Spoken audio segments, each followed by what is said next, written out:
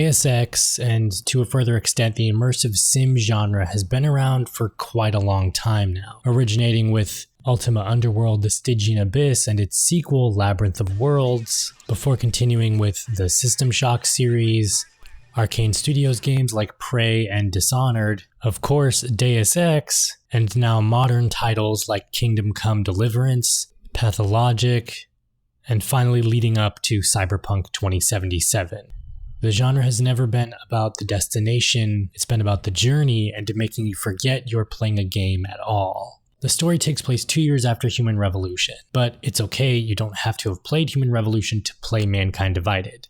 The game itself even starts you off with a 12-minute long recap video. If you can actually hear what they're saying, the music kind of drowns out the audio a little bit, so I recommend using subtitles. Advances in biotechnology, provided, of course, they had enough money. And the best augmentations Sarif's money could buy. Broke into Sarif's factory and found machinists working overtime on a top-secret military augment called the Typhoon. Someone in the audio department must have messed this up, and actually that's one of my first complaints. Van Bruggen's panicked decision to force the man to commit suicide. It does a pretty great job of setting you up for what you're getting into with Mankind Divided. The Illuminati make a return, more name drops and references from the first Deus Ex. The mission was a success. Clearly, your scale for success is a generous one. And the general setup for what you're going to be dealing with. Mankind Divided's story picks up in Dubai with super spy Adam Jensen and a task force taking down an arms dealer. But things go awry, a mysterious group of gold mask villains show up, bombing at a train station, and it's up to Jensen to figure out who they are and who caused the bombing. Some say the story was really light, not as compelling as Human Revolution, and not as engrossing.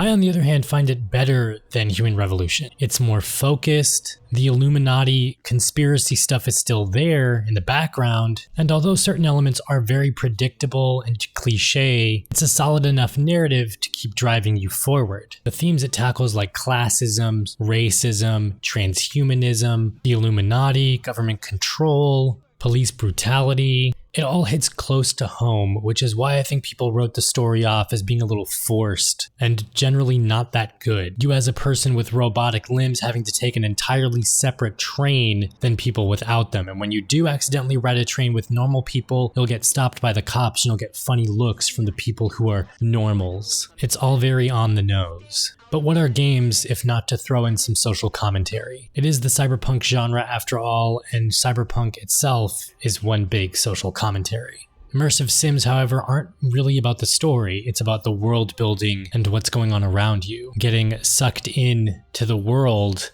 that Deus Ex creates. The dream game, okay? All right.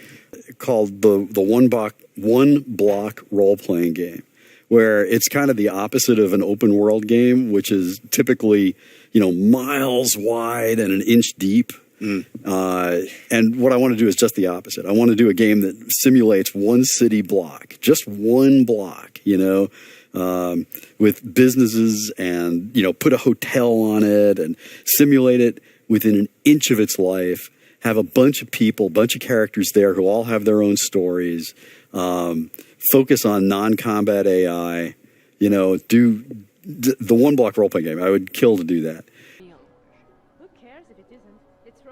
Eidos Montreal fruitfully executes this philosophy. Some buildings are window dressing, but they do have a purpose, and that purpose is to tell you a story. Every home you enter has a story behind it. Every shop you enter has a story behind it. All the NPCs, they all have a life and they all have some story to tell. Even the shopkeepers you do interact with have a story behind them. The colorful cast of characters you run into and interact with all make for a living, breathing world that is at the very heart of Deus Ex. Having an immersive world and a decent story don't really mean anything if the visuals aren't compelling. All the Deus Ex games so far have had pretty good visuals and a great art design, and Mankind Divided is no different. From the way Jensen's hair blows in the wind, to the shine and gloss of his metallic arms and weapons, the environment and lighting is breathtaking. You're breathtaking! Seriously, just look at some of this stuff.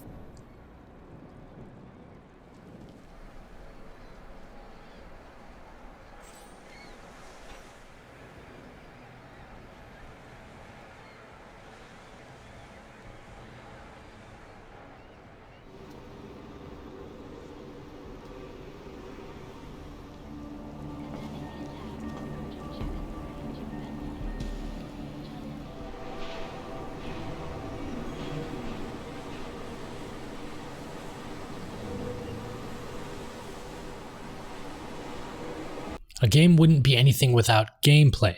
And again, Mankind Divided excels in this area.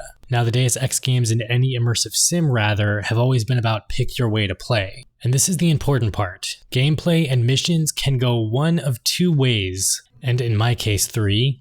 There's stealth, all action, total foobar.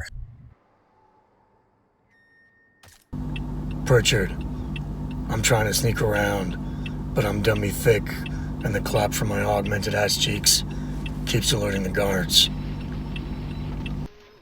Whether you fuck up or not, either option is still solid enough to carry you through. Sneaking around is fluid enough where even if you don't have the invisibility augmentation, you can feel like a badass ninja or super robot James Bond.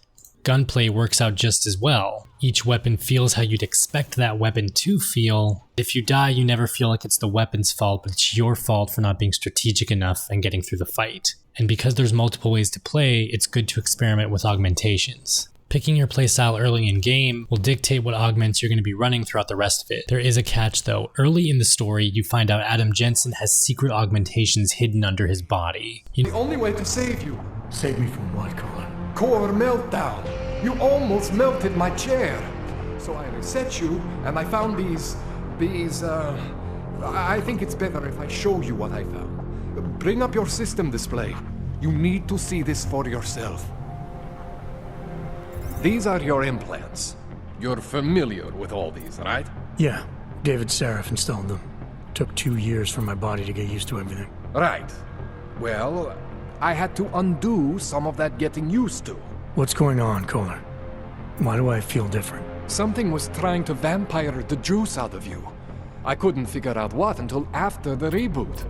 Turns out your Factory Zero is not the standard Factory Zero. What am I looking at? Experimental fucking test dogs, man. Hidden inside your body. You're telling me I got more implants than I thought I did? More than your body can handle. Pretty cool, right? I'm not sure yet. I want to show you what happens when you activate one of these suckers.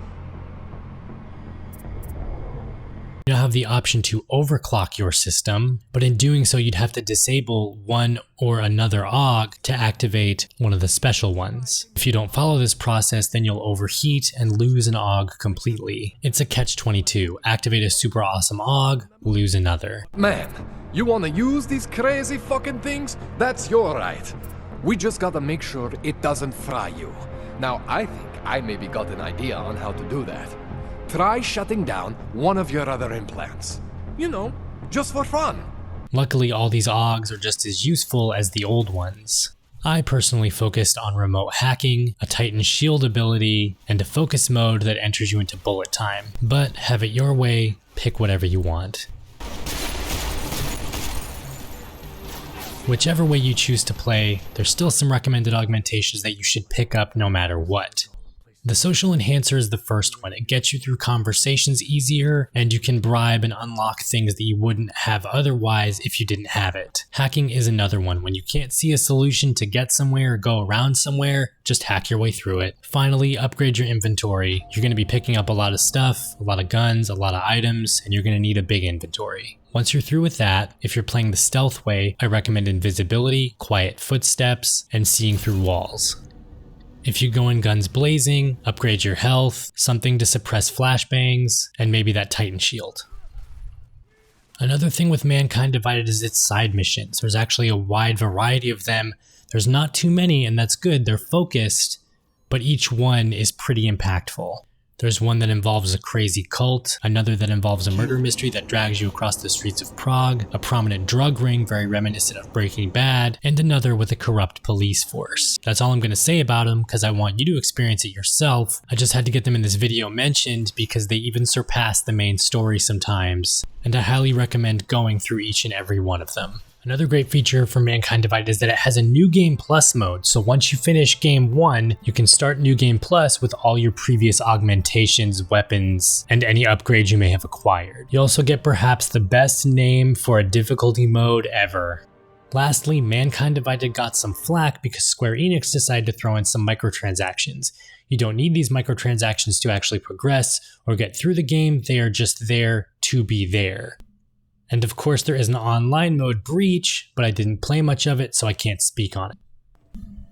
Mankind Divided is a game you should play, especially if you are preparing for 2077, but even if you aren't, you should still play it. It's a solid enough game in the Deus Ex series, and you don't have to have played any of the others to enjoy it, but if you did, you get more out of it. I do recommend playing the rest of the Deus Ex series, but if you start with Mankind Divided, you'll be fine. Its strong cyberpunk world and gameplay skyrocket it into an instant classic. It's in my top 10, and when it's on sale, it's usually less than $5. Go pick it up, go play it. There's no reason why you shouldn't have by now anyway. Now if you excuse me, I have to go, oh fuck.